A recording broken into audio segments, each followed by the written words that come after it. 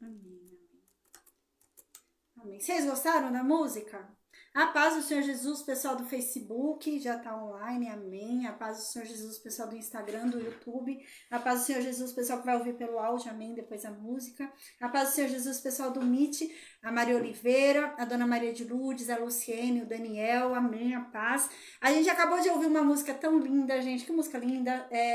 Tu és... e Águas Purificadoras. Eu não lembro quem é que canta. Mas, gente, que música linda. Música extraordinária. Muito extraordinária essa música. E fala... Tá dando um erro aqui. Ele fala sobre aquele momento ali, né? Da samaritana encontrando Jesus ali no poço, né? Ai, que música linda. Muito linda essa música. Emocionante, né? Eu acabei de perguntar se no Meet vocês gostaram. Vocês gostaram, gente, dessa música? Que música linda, né? Nossa, eu ouvi hoje. Eu não parava de ouvir essa música. Eu ouvi ela o dia inteiro. Ah, Maria Oliveira falou que acha lindo esse louvor que ela sempre canta ele. Ai, nossa, hoje eu fiquei. Foi a primeira vez que eu ouvi essa música, foi hoje. Aí eu coloquei, nossa, quando eu ouvi, aí eu não parava de ouvir, ficava o dia inteiro ouvindo essa música e cantando. Nossa, eu chorando ouvindo essa música. Que música linda, né? Nossa, música extraordinária. Amém, glória a Deus. Gente, a gente teve que parar aí alguns dias, né? Bastante dias, a gente ficou parado, né? Eu tive um intercurso aí, né? Um probleminha. Eu fui no hospital, né? Eu não tava bem da vista, né? Minha vista tava meio estranha. Eu fui no hospital e deu um descolamento. Teve um descolamento aí no meu olho. E aí eu tive que fazer repouso, não podia pegar peso, né? Tinha que fazer um certo repouso, não forçar muito a vista, a leitura, essas coisas, né? Até porque a vista fica meio estranha, fica meio brilhante, um negócio meio esquisito a vista. E então, né? É, a gente teve que paralisar por conta disso, tá? Eu continuo ainda com a vista meio estranha, minha vista ainda não tá 100%, né? Eu passei lá no médico, né? E a médica, pra medicina, pra ciência, esse descolamento que houve é irreversível, não volta. Pra medicina, né? A médica disse que pra medicina já não volta mais essa parte que descolou. E aí tem que ficar fazendo acompanhamento, né? Porque tem risco, né? Tem risco de rasgar a retina, tem alguns riscos aí, né? Que são riscos graves e sérios, né? Aí tem que ficar fazendo acompanhamento. Aí a médica disse que realmente, né? Quando acontece esse tipo de coisa, não volta. E não tem cirurgia para voltar, né? Então, falou que com o passar do tempo a mente da gente vai se adaptando a essa condição e depois a gente começa a se acostumar a ficar vendo diferente, né? Igual eu tô vendo uns brilhos aqui, umas coisas diferentes. Mas o Deus que a gente crê, o Deus que a gente tá aprendendo, né, sobre ele, o Deus que a gente tá tendo cada vez mais intimidade, é um Deus que ele vai além da ciência, né? Então, o que para a ciência é impossível, o que para a ciência não acontece, né? Não tem estudo que comprove para o Deus que a gente serve, para o Deus que a gente conhece, né? E está conhecendo cada vez mais. Não há nada que seja impossível, né? Nada. Então, amém, amém. É nisso que eu creio, né? Então, por isso que eu tô voltando a dar aula hoje, glória a Deus, né? Eu fiz o que eu pude, foi o que eu falei, né? Enquanto eu achava que o meu repouso fosse ajudar a colar o que havia escolado no meu olho, eu fiz o que me cabia, né? Então, o que estava dentro de mim fazer, o que estava ao meu alcance fazer, eu fiz.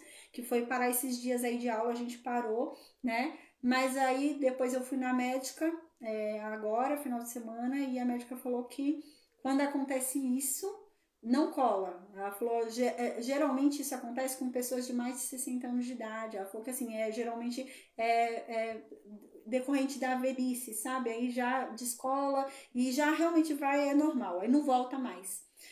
Mas não acontece na minha idade, né? Mas ela falou, ó, não volta mais, não cola mais, não tem o que fazer. Não há o que você faça que vai fazer colar. Aí quando ela falou isso pra mim, eu falei, então se não eu repousar, eu não ler, eu descansar a vista, não vai fazer colar, então eu vou voltar da aula, né? Vendo essas coisinhas aqui mesmo, mas vou voltar da aula e Deus proverá, né? E amém, eu tô nessa pegada aqui, tá, gente? Então minha vista ainda não tá 100%, mas eu creio no impossível, porque para Deus nada é impossível, né? Então Deus faz o cego ver, o cego de nascença enxergar. O que é para Deus colar, um negócio que foi descolado do olho de uma forma, né, inexplicável, porque para medicina não tem nem explicação, na minha idade ter acontecido isso. Mas, né, eu creio, amém. E é isso que eu tinha que falar para vocês, né? A gente ficou nesses dias aí, enquanto eu estive afastada, dentro do que me era possível, eu fiquei enviando, né?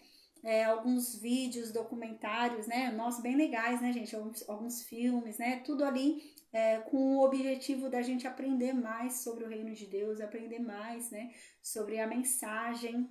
Amém, Luciene, amém. Deus é o Deus do impossível, amém. Aprender mais a mensagem, né? O intuito foi esse, tá?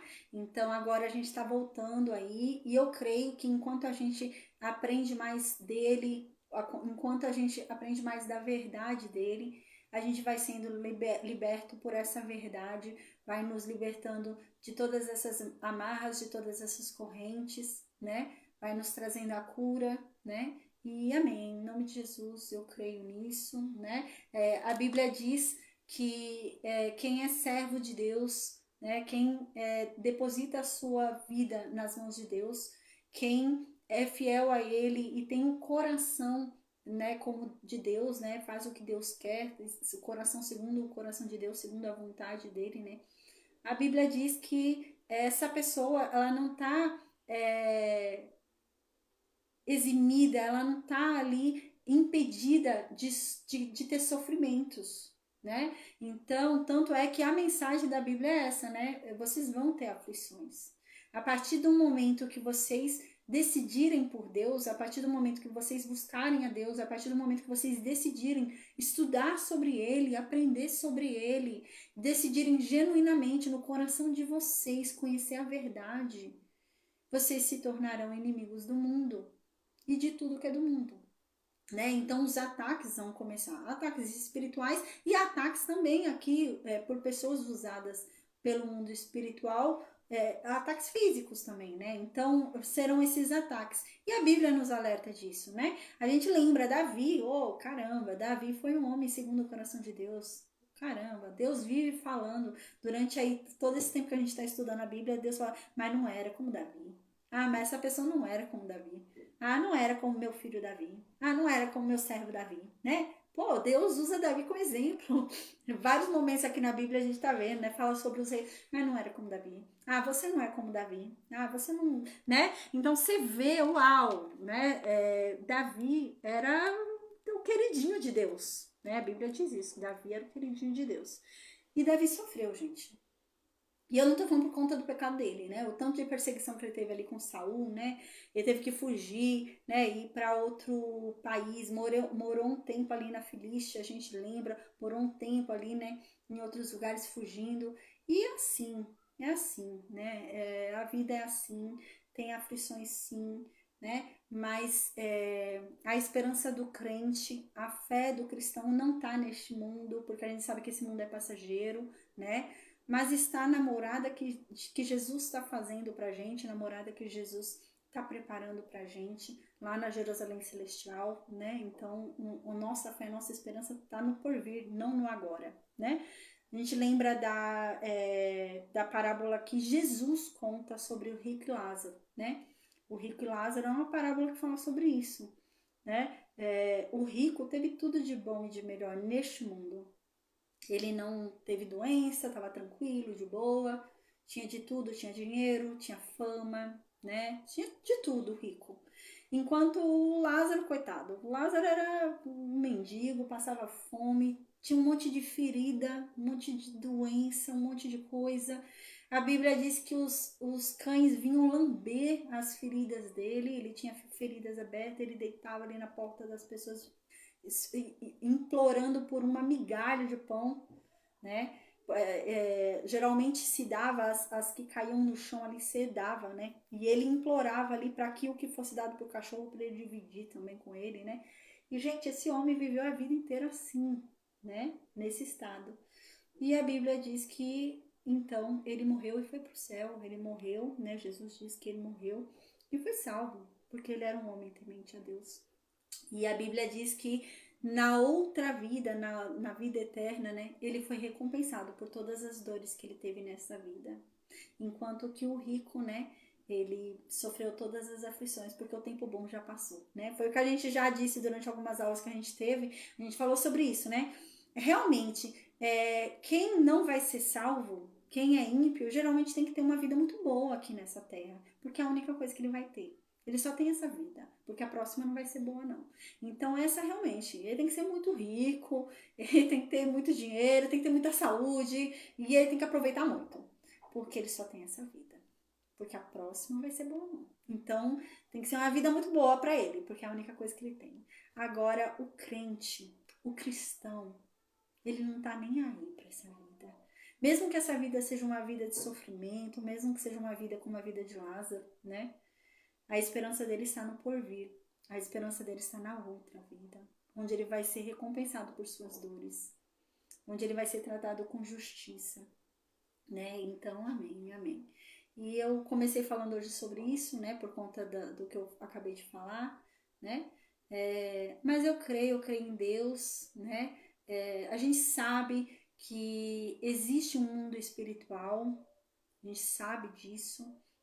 E o mundo espiritual, ele se agita, gente. A gente, é claro, a gente tem proteção de Deus, é claro que sim, mas ainda estamos num mundo que jaz no maligno, né? Um mundo que é de Satanás, um mundo que o príncipe do mundo, a paz, Fernando, um mundo que o príncipe desse mundo é Satanás. A gente ainda tá nesse mundo, então a gente sofre as consequências disso ainda hoje, né? Então é bom a gente ter essa consciência, tá bom? Então, amém, amém. A Bíblia diz, né, que aquele que espera em Deus jamais é frustrado. A Bíblia diz que se sua vida está nas mãos de Deus, se sua vida, né, foi deixada no controle dele e você o obedece, você o serve, você faz tudo, né, que está ao seu alcance, o que você pode fazer para realmente, né, obedecer a Deus segundo a palavra dele, a Bíblia diz que tudo o que acontecer na tua vida vai cooperar para o teu bem. A Bíblia diz isso. Até o mal. Até o mal que acontecer na tua vida vai cooperar para o teu bem. A Bíblia diz isso. Foi o que aconteceu com José. O mal que aconteceu na vida de José, dos irmãos terem vendido ele, dele ter ido escravo lá para o Egito, cooperou para o bem de José. Até o mal coopera para o seu bem. Quando sua vida está nas mãos de Deus. Quando você é obediente a Deus. Quando você tá ali, né, firme, fiel a Deus, não desiste dele e é obediente. Obediência, né? A Bíblia diz isso. A Bíblia diz que Deus tem pensamentos bons ao nosso respeito. Ele não pensa coisas ruins para a gente. A Bíblia diz que ele pensa coisas boas. Ele quer nos dar coisas boas. Ele não quer nos dar coisas ruins.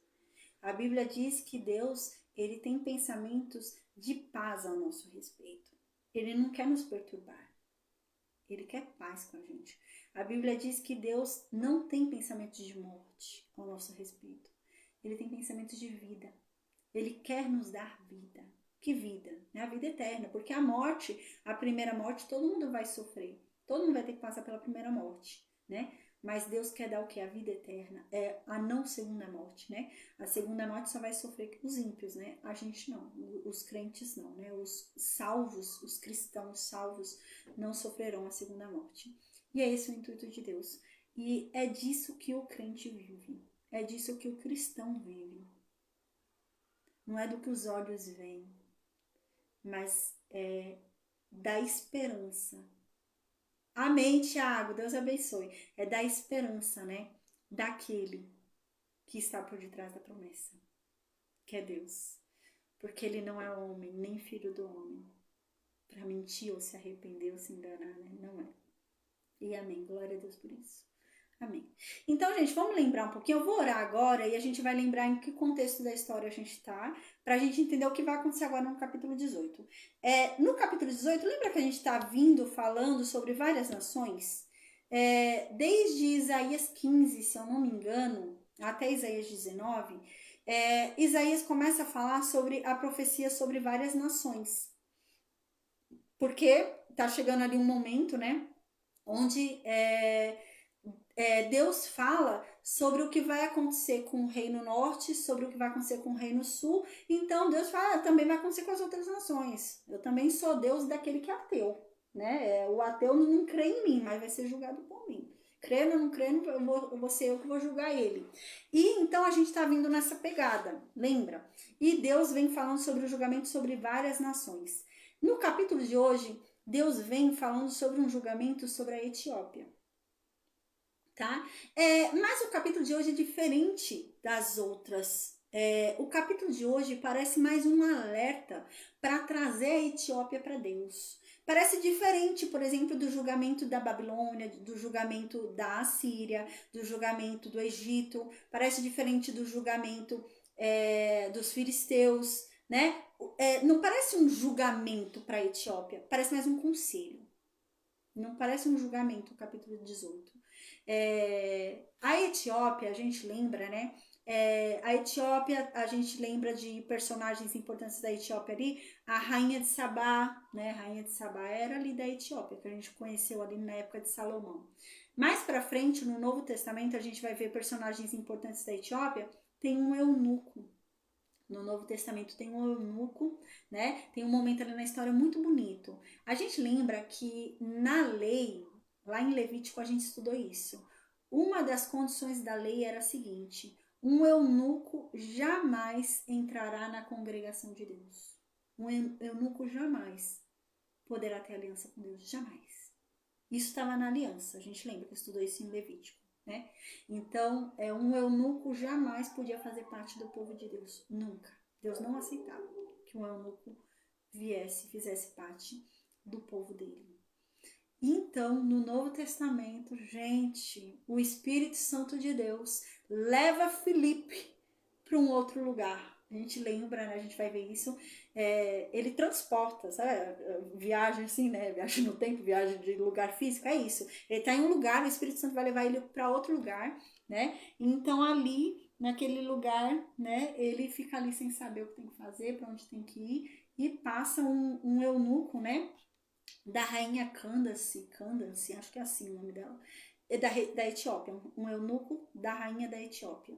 E ele passa e ele vê, né, o eunuco vem passando numa carruagem ali, né, era um eunuco da rainha, gente, tinha bastante dinheiro, né. A Etiópia era muito conhecida pelas riquezas, muito rica, né, a gente lembra a rainha de Sabá, tudo, tá? Então a Etiópia era muito conhecida por suas riquezas. E então vem passando esse eunuco, né, e o Espírito Santo fala para o Filipe: segue essa carruagem, fala com esse homem. E quando ele vai perto da carruagem, ele ouve o eunuco lendo o livro de Isaías.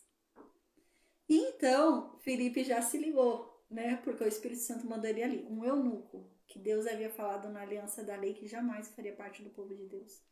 E então, olha só como o Novo Testamento é extraordinário, né? Mostra uma mudança extraordinária.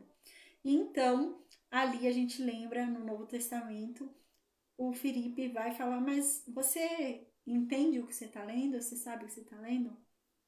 E o eunuco fala: mas como que eu vou entender o que eu estou lendo? Como eu vou saber o que está dizendo aqui se não vier alguém me explicar? Eu não estou conseguindo entender. Então o Filipe falou: eu te explico.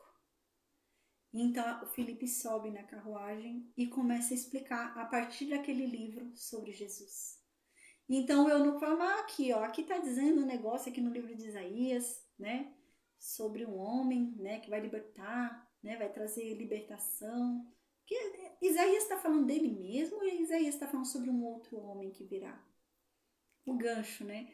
Então Filipe começa a falar sobre Jesus. Aí, num determinado momento da história, a Bíblia diz, né, que o eunuco entendeu a mensagem de Filipe claramente. E então o eunuco vê um rio. E o eunuco fala: ó, Filipe, aqui tem um rio, tem bastante água. O que me impede de ser batizado nas águas? E Filipe fala: mas você crê que Jesus, que eu te expliquei, que eu te falei sobre ele, você crê que ele é o Filho de Deus? Você crê que tudo o que ele fez te salvou?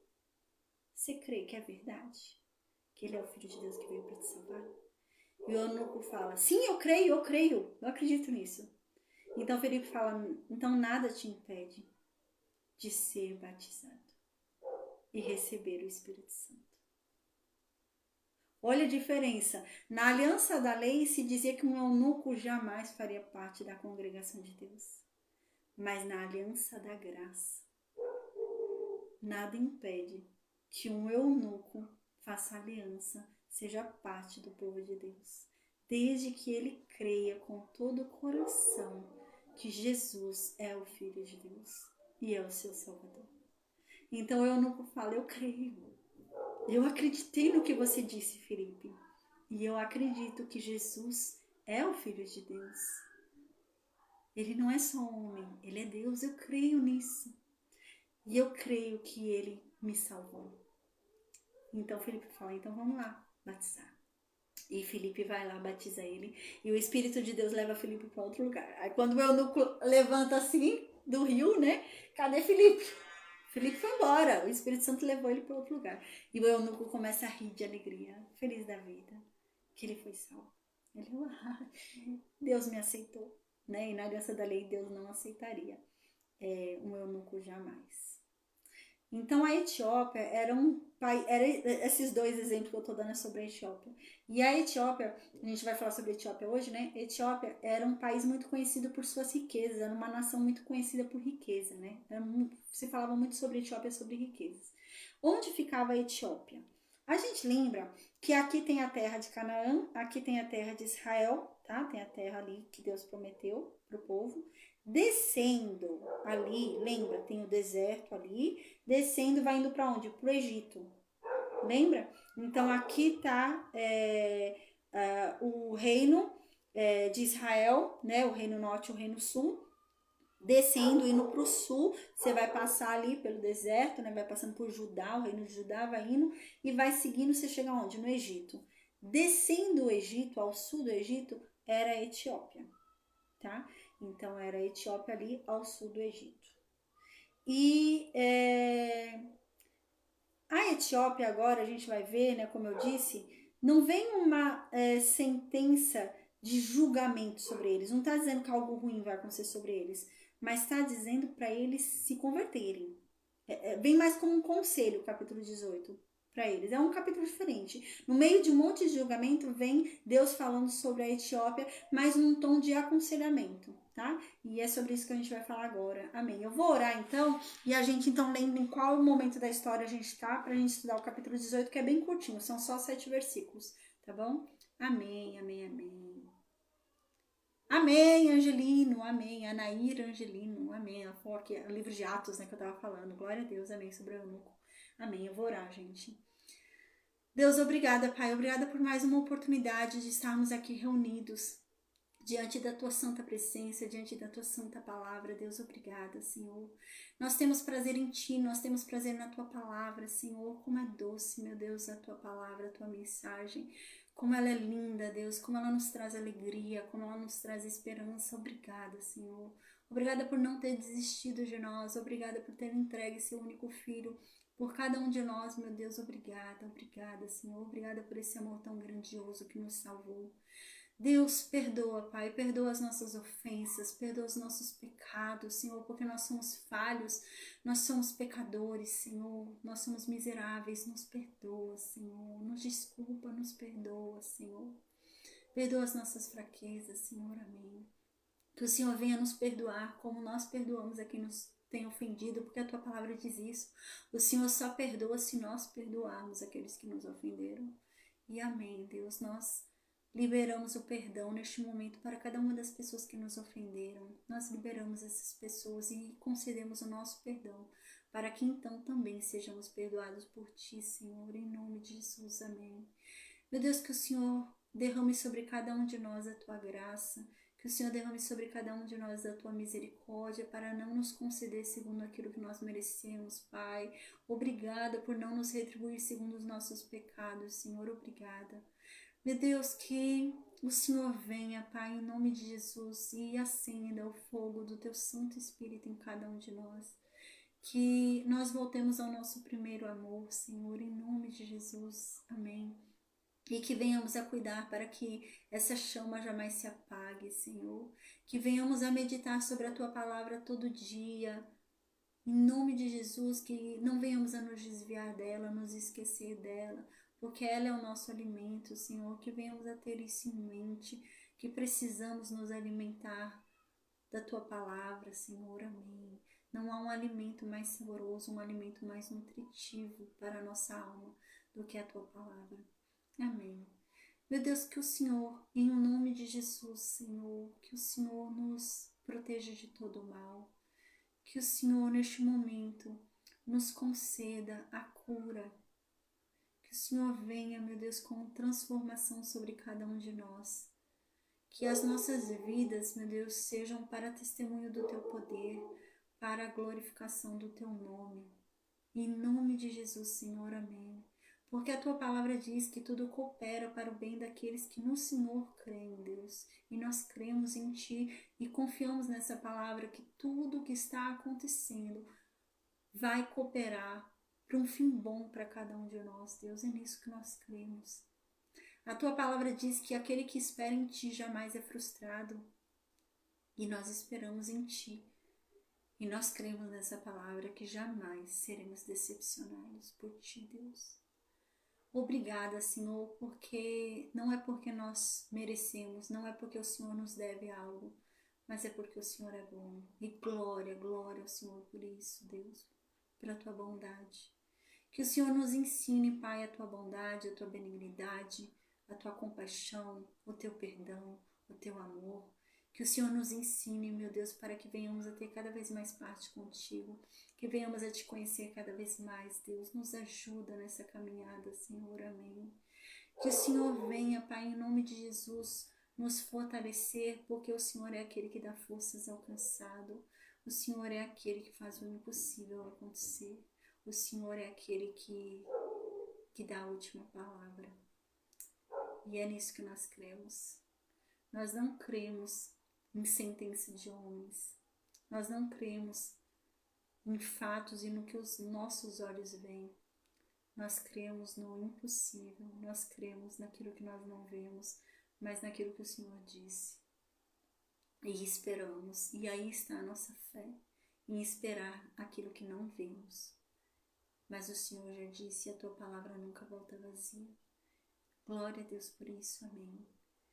Meu Deus, que em nome de Jesus, o Senhor derrame sobre cada um de nós da Tua bondade, que as Tuas bênçãos sejam sobre nós, que Seu nome seja exaltado em nossas vidas, que nós venhamos a diminuir e que o Senhor cresça, Pai.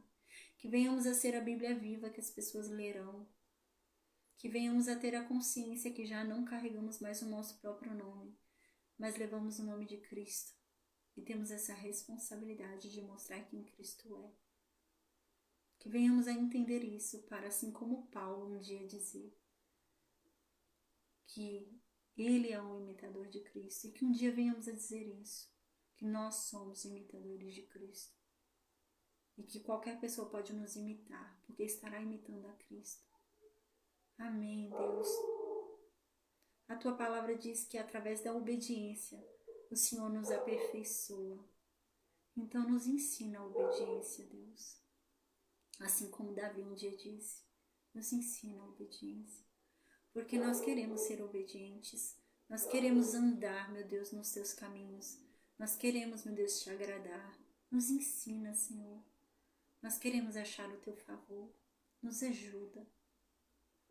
Oh Deus, a Tua palavra diz que o Senhor é aquele que nos conhece desde o ventre das nossas mães. A Tua palavra diz que o Senhor nos conhece mais até mesmo do que nós nos conhecemos. A Tua palavra diz que o Senhor sabe o que nós vamos dizer antes mesmo de nós abrirmos a boca. A Tua palavra diz que o Senhor é o único que sonda corações. A Tua palavra diz que o Senhor é o único que sabe decifrar até mesmo gemidos, lágrimas, até mesmo o que não foi dito. O Senhor é o único que é capaz disso. Oh Deus, nós depositamos em Ti toda a nossa confiança. Que o Senhor, Pai, pela Tua bondade, benignidade, pela Tua longanimidade, pela Tua misericórdia, pela Tua graça, por todas as tuas características, por todos os seus preceitos, por quem tu és. Que o Senhor ouça cada uma de nossas orações, Deus, cada oração que nós fizemos a Ti, que o Senhor ouça, para conceder os desejos das nossas almas, para nos retribuir segundo a Tua bondade, segundo a Tua benignidade, segundo o Teu amor, Deus. Amém. Deus, que cada boa palavra que um dia o Senhor disse a todos aqueles que Te amam, Te temem e Te servem, que todas as boas promessas, todas as bênçãos que um dia o Senhor prometeu, para todos aqueles que Te obedecem, Te servem, que creem em Ti e são fiéis a Ti, que todas essas boas promessas, boas palavras, todas essas bênçãos se cumpram sobre nós, porque, meu Deus, nós somos fiéis a Ti, nós Te servimos, nós Te adoramos e nós queremos Te obedecer, Deus. Oh Deus, nos ensina a Tua palavra, nos ensina os Teus preceitos, os Teus mandamentos, Deus. Que o Seu Espírito Santo venha arder dentro de nós, nos indicando o caminho correto. Que o Seu Espírito Santo venha sempre nos guiar nessa jornada, porque se o Senhor nos guiar, se o Senhor nos orientar, meu Deus, nós não teremos medo de nada. Ainda que tenhamos que andar pelo vale da sombra da morte, nós não temeremos nada, não teremos medo algum, porque o Senhor estará conosco. E se Deus é por nós, quem será contra nós? Maior é aquele que nós servimos. Oh Deus, nós temos alegria em Te servir, porque contigo a servidão é leve, o fardo é leve. E nós temos prazer, porque nós sabemos que já somos vencedores, porque Cristo já venceu. E nós sabemos que hoje nada pode nos separar deste amor extraordinário. Glória a Deus, assim como Paulo diz. Nada pode nos separar desse amor extraordinário. Como Paulo diz, a morte é lucro para o crente. Nós não temos medo. E glória a Deus por isso, Senhor. Amém. Porque a nossa fé está no porvir. A nossa esperança está em contemplar a Tua face, Deus. Porque o maior presente do crente é esse. Contemplar a Tua face. Amém, Deus. Que o Senhor nos proteja de todo o mal. Que o Senhor nos guie nessa jornada de conhecermos cada vez mais a Ti. Que o Senhor nos oriente, Deus. Amém.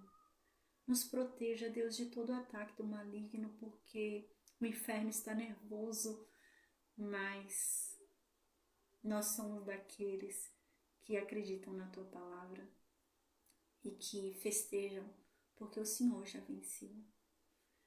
Então que o Senhor envie, meu Deus, o Seu exército ao nosso favor, para nos ajudar nessa batalha invisível, nessa batalha espiritual que não vemos. Porque, meu Deus, a Tua palavra tem que ser propagada, vidas têm que ser alcançadas, as pessoas têm que conhecer quem Tu és, Deus. Então nos ajuda nessa jornada, nos ajuda nesse propósito, Senhor. E nos defenda de todo o ataque de Satanás. Que o Teu exército seja conosco, assim como foi com Eliseu. Amém, Deus, em nome de Jesus. Que a Tua palavra corra sem obstáculos, que ela ultrapasse barreiras, fronteiras e chegue a todos os povos. Que ela chegue de uma forma genuína e verdadeira, meu Deus, sem mudanças de mensagem.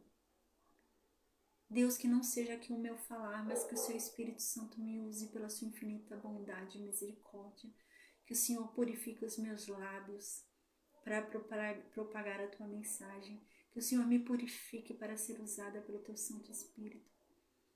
E que da minha boca saia somente a Tua verdade. Que cada palavra que eu disser a Teu respeito, meu Deus, seja cheia de paixão e de fervor. E que aquele que as ouvir, que seja incendiado, que ele venha a arder com este amor, que ele venha a ser completamente apaixonado por ti e que ele venha mergulhar na tua palavra, na tua presença e te buscar cada vez mais, Senhor. Derrama sobre mim ousadia e intrepidez. Amém, Deus. Para que a tua palavra chegue a todos aqueles que devem ouvi-la. Amém. Meu Deus, que o Senhor convença cada uma dessas pessoas que estão ouvindo a tua voz. Porque só tu podes convencer, Deus. Que o Senhor as convença da sua verdade. E que o Senhor as convença dos pecados delas. E que as leve ao verdadeiro arrependimento e transformação. Em nome de Jesus. Amém. Amém, amém, amém. Glória a Deus, amém. Então, gente, a gente lembra em qual momento da história a gente está? A gente lembra que lá no Reino Sul está o rei Ezequias. Lá no Reino Norte está o rei Oséias. O rei Oséias, ele é o último rei do Reino Norte, tá? Tá o cerco lá no Reino Norte. A gente lembra que quando Oséias virou rei, a gente lembra que o rei da Assíria, Salmaneser, né, invadiu o Reino Norte e conquistou o Reino Norte. O Reino Norte não teve resistência ao rei da Assíria, Salmaneser. Então, eles se entregaram e o costume da Assíria, como a gente vem falando, é deixar o povo que se entrega morando no lugar que eles viviam, só que eles vão ficar pagando tributo, né? Você continua morando aí onde você mora porque você se entregou espontaneamente, você não fez resistência. Então, eu não tive trabalho para entrar na cidade, vocês não tiveram resistência, então vocês vão ter a favor de vocês continuar na casa de vocês. Né? Um pedaço do povo era levado prisioneiro, mas a maior parte do povo continuava na cidade. E o rei continuava também lá. Mas, anualmente, eles tinham que pagar um imposto. E era um imposto alto. Tá? Então, a gente lembra que o Reino Norte estava nessa condição e o Reino Sul não. O Reino Sul não havia cedido para a Síria, porque o Reino Sul havia entrado numa reforma religiosa. Lembra? O rei Ezequias, ele foi um bom rei. A Bíblia diz que ele foi um bom rei, né? Depois de Davi, ele foi o melhor rei que teve ali, né? Até, a gente vai conhecer mais pra frente Josias. Josias também foi um ótimo rei. Mas até aquele momento, né? O melhor rei que teve foi Ezequias. De Davi foi Ezequias, não teve outro, né?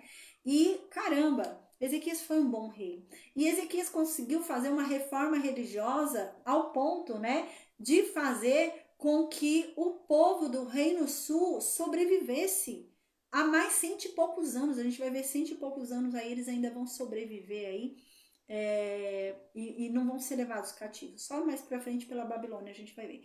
Mas esse rei Ezequias foi muito importante para a história, tá? Porque se não fosse a fidelidade desse rei Ezequias, a Assíria teria tomado o Reino Sul. Havia uma promessa de Deus de que a Síria tomaria o Reino Sul. Mas por conta desse rei, do avivamento que houve, do arrependimento do povo e da transformação daquele povo, foi que Deus não deixou que a Síria levasse o Reino Sul. Mas o Reino Norte vai ser levado. E a gente já está bem perto desse momento da história, né? Então, o que acontece? Lá no Reino Norte eles estavam pagando tributo e lá no Reino Sul Ezequias era rei. Lá para o 3º, 4º ano do reinado de Ezequias, era lá para o 7º ano do reinado de Oséias, Oséias se rebelou. Oséias falou, eu não vou ficar mais pagando tributo para a Síria, não. Imagina, é muito alto o tributo que a Síria está cobrando.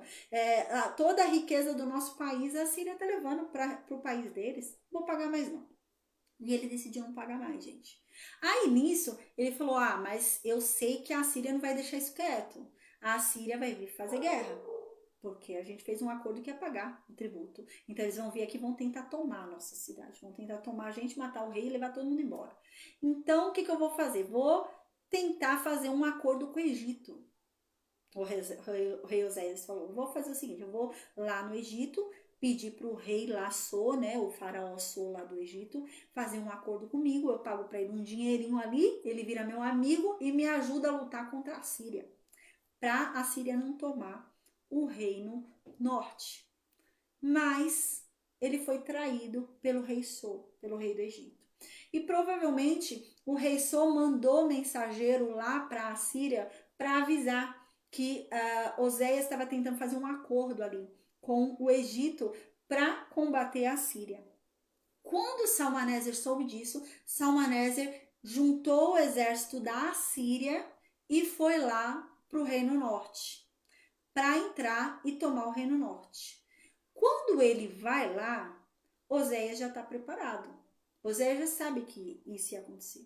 Então Oséias já havia se preparado para um cerco. O que Oséias faz? Oséias fecha a cidade, fecha o portão da cidade, e a cidade é toda murada, né? Tem uma muralha em torno da cidade, ali de Samaria. E ele fica lá, no trono dele lá, com a cidade toda fechada, o portão fechado, a muralha, não tem como invadir a cidade. E Salmaneser então faz o quê? Um cerco. Aí Salmaneser faz um cerco, todo o exército da Assíria faz um cerco ali no Reino Norte e impedem o Reino Norte de entrar ou sair. Ou seja, eles vão ficar presos ali. Até que vai chegar um momento que eles não vão ter mais comida. Então, eles vão precisar se render, eles vão precisar abrir o portão, porque não tem mais o que comer. A gente lembra que a gente viu um momento na história, já aconteceu isso uma outra vez, que houve um cerco, né? Chegou um momento na história, foi no Reino de Israel. Não tinha mais o que se comer.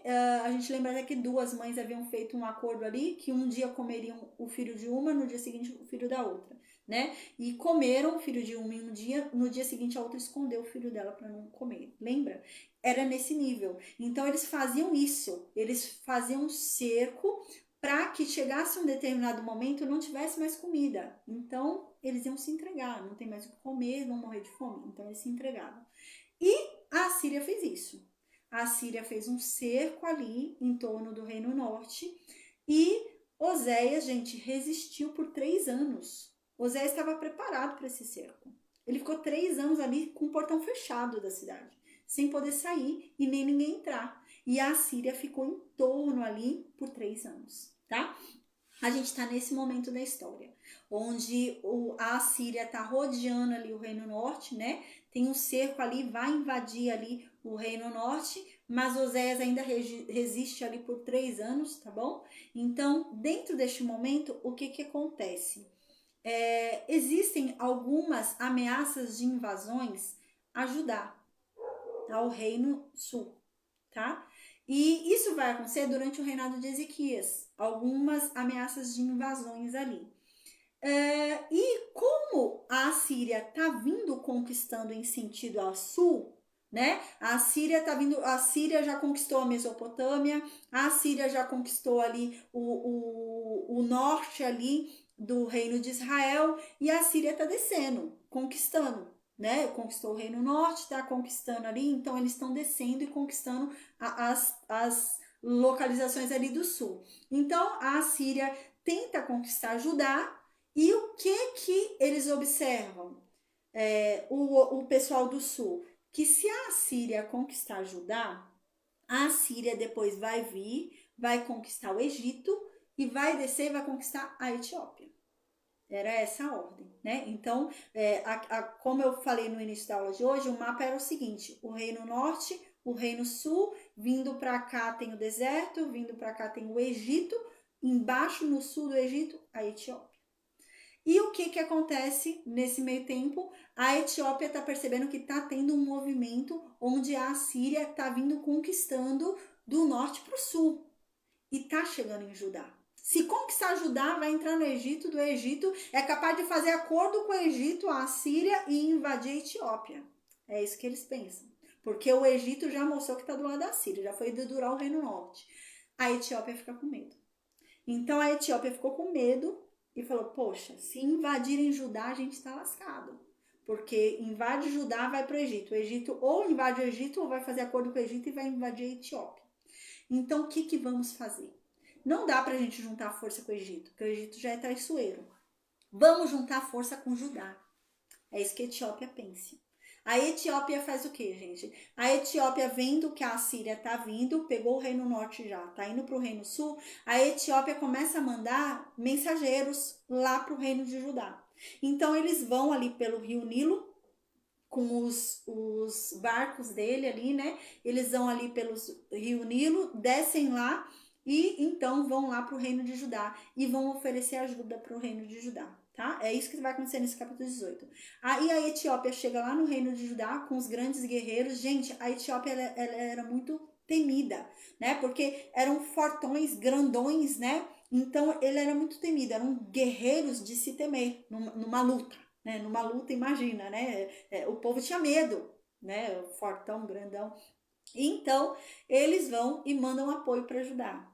E é isso que a gente vai ver agora no capítulo 18, tá? Para contextualizar aí o que está acontecendo no capítulo 18, é isso, tá? Então, a Síria tá vindo conquistando, tá chegando no reino de Judá, né? Mas a gente vai ver que Ezequias vai resistir, Ezequias não vai se entregar, como o reino norte fez, Ezequias não vai fazer, mas a Síria tá vindo, e a Etiópia tá com medo, porque ela é a próxima. Se pegar Judá, quem é a próxima? A Etiópia.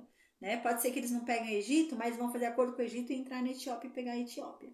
Então, a Etiópia vendo isso, eles vão tentar fazer acordo com Judá para que eles resistam e Judá não seja conquistada. Porque o interesse deles é Judá não ser conquistada, para Judá resistir, para a Síria não vir para Etiópia, tá? Então, é nesse contexto que a gente começa agora o capítulo 18. Diz assim no versículo 1: como vai sofrer a nação que fica às margens dos rios da Etiópia, a terra onde se ouve o zumbido de insetos. Gente, se você olha no mapa, realmente, né, tem muitos rios, né, tem vários rios ali, né, da Etiópia. Da Etiópia, do mapa bíblico antigo, né? Tinha muitos rios, né? Ainda hoje deve ter também, mas tinha muitos rios. E aí está falando, como vai sofrer aquela nação que fica entre vários rios. Tem um monte de rio passando ali para aquela nação. Como vão sofrer. Aquela nação onde você ouve muito zumbido de inseto, né? Ela era conhecida pelo verde, né? Tinha muito verde ali, então tinha muitos insetos também por causa do verde. Então aqui continua, versículo 2. Esse país nos manda os seus mensageiros, que descem o rio Nilo em barcos feitos de junco, mensageiros velozes. Voltem para casa de vocês. Voltem para o povo forte e poderoso de vocês. Voltem para aquela gente alta, aquela gente de pele lustrosa, né? Um povo de quem o mundo inteiro tem medo e que vivem numa região que é toda dividida por rios. Então aqui é o profeta falando, tá? Então lembra o que eu falei? O que está acontecendo aqui? A Etiópia está com medo da Assíria invadir Judá. E a Síria está querendo invadir Judá. Então a Etiópia começou a fazer o quê? O povo da Etiópia começou a entrar nos barcos, tá? E eles estão indo pelo rio Nilo, eles estão indo lá em Judá. Aí eles pegam o rio Nilo ali com os barcos deles de junco, né? Eles pegam o rio ali e vão lá para Judá, descem lá em Judá, né? E eles estão querendo oferecer reforço para o reino de Judá. Eu vou ajudar vocês a resistir à Síria. A gente ajuda vocês na guerra, né? E era um povo, gente, que você não ia negar ajuda. É um povo que você não negaria ajuda. São guerreiros, gente, fortes, altos. Você não ia negar ajuda jamais deles, né? E é isso que Isaías está falando. A gente não precisa de vocês. A gente precisa de Deus. Vocês, realmente, vocês botam medo em todo mundo. Porque vocês são fortes, são altos, né? Vocês dão medo em todo mundo. Mas aqui a gente vai confiar em Deus. Não é em vocês, não. Então, pega o povo de vocês, que realmente é poderoso, é um povo poderoso, é um povo forte, e volta. Volta lá para a Etiópia, porque aqui a gente não precisa de vocês. A gente não precisa da ajuda de vocês. É isso que Isaías está falando. Isaías está orientando, né, Ezequias a não aceitar aliança com ninguém, a depender só de Deus. É o que aconteceu com Acas. Lembra que com Acas tinha acontecido isso? E Isaías falou, Acas, não aceite a ajuda de ninguém. Deus vai te livrar do reino norte e da Síria com esse. Lembra que teve um acordo ali que teve com o reino norte e a Síria para invadir Judá? E Deus falou para Acas, não faça acordo com ninguém, eu vou fazer vocês vencerem. Não faça acordo com ninguém, eu vou fazer vocês vencerem. Acas fez acordo com a Assíria, com Tiglat-Pileser da Assíria. É isso que está acontecendo agora de novo. Então, o profeta Isaías está dizendo para Ezequias não fazer acordo, né? Então tá vindo o povo da Etiópia tentando fazer ali, né, conceder ali, né, alguns guerreiros, dar alguns guerreiros ali um reforço de exército para eles vencerem a Síria. E Isaías está falando, não, a gente não precisa disso. A gente tem Deus aqui, Deus já basta. Deus vai fazer a gente vencer. Tá? É nesse sentido que está sendo falado aqui no versículo 2. Voltem para suas casas. Aí no versículo 3, continua. Escutem todos os povos do mundo, todos os moradores da terra. Vejam a bandeira que será levantada nas montanhas e ouçam o som da corneta. Gente, agora ele vai começar a falar sobre o Messias. É engraçado, porque o livro de Isaías é o livro messiânico. Né? O livro mais messiânico que tem no Antigo Testamento é o livro de Isaías, né? Apesar que a gente sabe, né? Jesus disse, a escritura inteira fala acerca de mim, né? Então, quando Jesus, a gente lembra, quando Jesus falou isso, não existia as cartas de Paulo, não existia o Evangelho de Mateus, não existia o Novo Testamento quando Jesus disse isso. Então, ao que Jesus se referia era o quê? Era o Antigo Testamento. Quando ele falou, ó, tudo que está escrito fala sobre mim. Era o quê? Sobre Gênesis, era sobre os profetas, era tudo isso. Inclusive Isaías, né? Então aqui começa a falar sobre Jesus, tá bom? Então aqui tá falando, Isaías tá falando, ó, escutem todos os povos. Vocês acham que a gente precisa de ajuda? Vocês acham que aqui o reino de Judá, que tem o nosso Deus de Israel, vocês acham que a gente precisa de ajuda? Mas eu digo uma coisa para vocês. Um dia uma bandeira vai ser levantada. E ela vai ser levantada acima das montanhas. E vocês vão ouvir o som de cornetas. Versículo 4. Pois Deus me disse, do meu lar, no céu, olharei calmo e tranquilo como o sol que brilha num dia de verão, como as gotas de orvalho que aparecem no tempo da colheita. Uau! Olha o que Isaías está falando aqui. Povo da Etiópia, vão embora. A gente não precisa de vocês. A gente tem Deus aqui. Vocês estão apavorados, com medo. A gente está tranquilo. E Deus diz mais. Deus não está apavorado. Deus está vendo a Síria tentando invadir Judá. Deus está vendo a Síria avançando. Mas Deus está bem calmo, lá no céu, olhando aqui para baixo, bem calmo, bem tranquilo, como no dia de verão, olhando como gotas no orvalho, tudo olhando aqui para baixo, bem tranquilo. E Deus não está com medo do rei da Síria. Deus não está com medo do rei da Síria invadir Judá. Deus está bem tranquilo, olhando lá do céu. Está tudo sob controle. Vocês estão achando que o nosso Deus perdeu o controle e por isso a gente precisa da ajuda de vocês? Né? É nesse sentido que Isaías está falando, né? A gente tem um Deus aqui. O nosso Deus está aqui. O nosso Deus vive, ele está aqui. Vocês estão achando que a gente precisa de ajuda? Que o nosso Deus não é o suficiente? Que a gente precisa da ajuda de vocês? Não. Nosso Deus está bem tranquilo. E ele não perdeu o controle, não. Vocês estão achando que ele perdeu o controle? Porque o inimigo está vindo para cima? Porque o inimigo está querendo atacar a gente? Vocês acham que o nosso Deus perdeu o controle? Não perdeu, não. Nosso Deus ainda tem controle. E ele está bem calmo. Ele não está perturbado, não, por causa desse ataque. Então no versículo 5, Isaías continua falando. Quando as flores da parreira já tiverem caído e as uvas estiverem amadurecendo, mas antes do tempo da colheita, Deus podará a parreira com seu facão, cortará os galhos e os jogará fora. Aqui é sobre Apocalipse. Lembra que eu falei que está falando sobre Jesus? Ele falou aqui, o seguinte, vocês estão achando que a gente precisa de ajuda? Não. Deus me mandou dizer que haverá um dia onde ele vai estender uma bandeira, e a bandeira vai estar na mais alta montanha, vai ser a bandeira mais alta que existe. E todos os povos vão ver essa bandeira. E todos os povos vão ouvir o som da corneta que sairá desse lugar. E Deus diz que enquanto isso, Deus está vendo tudo o que acontece lá do céu. E ele está bem calmo, ele está bem tranquilo. Ele não está nervoso, não. Ele não está preocupado. Ele não perdeu o controle. Mesmo parece que Deus perdeu o controle, que está tudo uma zona, está tudo horrível. Deus não está preocupado, não. Por quê? Porque haverá um tempo em que ele virá. Quando o tempo chegar, ele virá para colher o que tiver bom. É como a visão que Isaías está dando, é como se fosse assim: Deus está lá no céu, olhando aqui para baixo. E todos nós aqui embaixo somos uma plantação. É nesse sentido que Isaías está falando. Então, assim, Deus está lá do céu olhando aqui para baixo para a Síria, para Judá, para todo mundo. E a Síria é uma plantação. Judá é outra plantação. Todo mundo é uma plantação. E Deus está esperando o que está acontecendo ali com aquelas plantações. Se está crescendo, está apodrecendo, o que está acontecendo?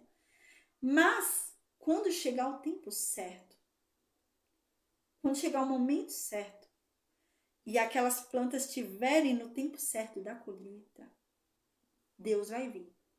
Deus vai vir para fazer a colheita. Isso está falando aqui. Mas Deus vai podar. Quando Deus vier, Deus vai podar essa colheita com um facão. E ele vai cortar. Ele vai cortar o que não for bom e vai jogar fora. E o que for bom, ele vai pegar para ele. Gente, isso daqui é o Novo Testamento. É aquilo, quando Jesus vier, ele vai separar o joio do trigo. É isso mesmo. Ele vai separar os bons dos maus, os ímpios dos salvos.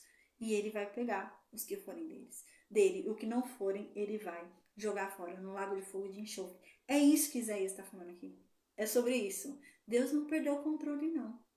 Deus está lá bem calmo, avaliando tudo. E no momento certo ele virá. E ele vai separar. Ele vai separar o joio do trigo. Aí no versículo 6 diz assim: os corpos dos soldados mortos serão abandonados. No verão serão comidos pelos urubus. E no inverno os animais selvagens os devorarão. E Isaías está falando aqui, né? Os corpos dos soldados mortos serão abandonados. Então não vai ter mais guerra. Tudo vai se resolver, vai ficar tudo bem, tudo tranquilo, né? E toda essa guerra aí vai acabar, né? Os ímpios vão ser mortos, né? Na verdade, esses corpos desses soldados mortos serão comidos por urubus, né? Dos abandonados. E no inverno os animais selvagens os devorarão, né? Aqui ele está falando sobre o fim da guerra. Isso que ele está querendo dizer aqui para essa época, né? Para esse povo. Ele está falando assim: Deus não perdeu o controle. Né? Fiquem tranquilos, e a gente não precisa da Etiópia. O nosso Deus vai salvar a gente. E a gente, na verdade, né, não vai precisar nem ter o trabalho de ter que lidar com os corpos dos soldados mortos. Deus mesmo vai se incumbir de fazer os urubus comerem. Eu não vou precisar nem ter o trabalho de pegar aquele monte de soldado morto da Síria e sepultar e levar. Não preciso. Queimar, não preciso. O próprio Deus vai vir com o urubu e vai exterminar aquele povo ali por meio do urubu. É isso que Isaías está falando, sobre uma vitória. Mas a gente lembra que isso daqui aponta o quê? Lá para o Novo Testamento.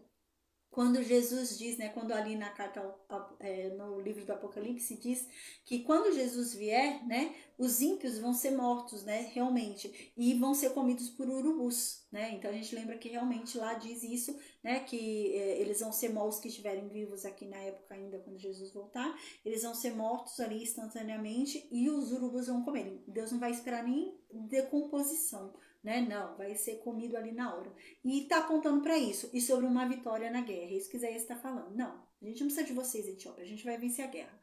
Aí, para finalizar a aula de hoje, no versículo 7 diz: naquele dia, ofertas serão apresentadas ao Senhor Todo-Poderoso por um povo corajoso e forte, uma gente alta e de pele lustrosa, um povo de quem o mundo inteiro tem medo e que vive numa região dividida por rios. Eles apresentarão as suas ofertas no Monte Sião, no templo onde o Senhor Todo-Poderoso é adorado. Aqui ele está falando sobre o alcance aos gentios. A mesma nação que ele está falando lá em cima, que não é a nação de Deus, né? Porque a Etiópia não abrangia a aliança da lei.